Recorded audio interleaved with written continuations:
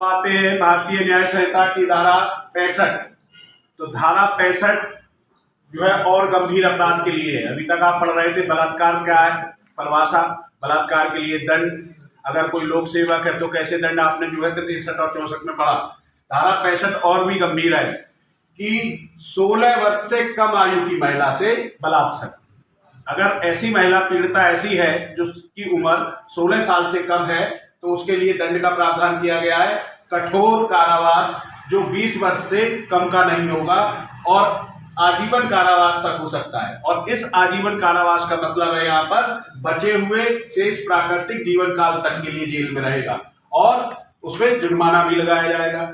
और ये जुर्माना जो है इस हिसाब से न्यायालय लगाएगा, न्यायालय के विवेक के ऊपर छोड़ दिया है कि जो पीड़िता है उसका जो चिकित्सीय मेडिकल जो इलाज चला उसका खर्चा उसे मिल जाए और उसके पुनर्वास में जितने रुपए लगने चाहिए 5 लाख, 4 लाख, 3 लाख, तो उस हिसाब से उस पर जुर्माना लगाया जाएगा। जुर्माना पीड़िता के चिकित्सीय खर्चों को पूरा करने तथा पुनर्वास को पूरा करने हेतु न्यायोचित और युक्तियुक्त होगा और उस पीड़िता को दे भी दिया जाएगा।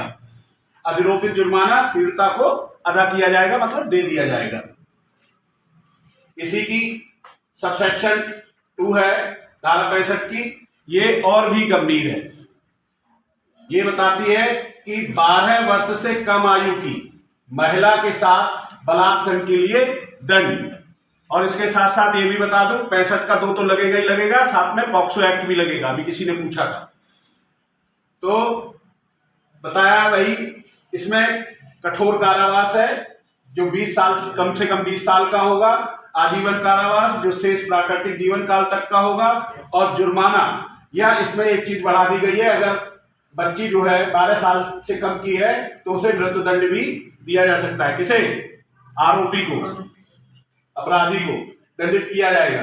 परंतु ऐसा जुर्माना पीड़िता के चिकित्सीय खर्चों को पूरा करने तथा पुनर्वास को पूरा करने हेतु न्यायोचित और युक्तियुक्त होगा। जैसे अगर उसे पुनर्वास करने के बाद पढ़ना है या जो जिस कैरियर में भी जाना है वो भी खर्चा उसके जुर्माने से दिया जाएगा। परंतु पुनः यह इस उपधारा के अधीन अधिरोपित जुर्माना पीड़िता को दे दिया जाएगा।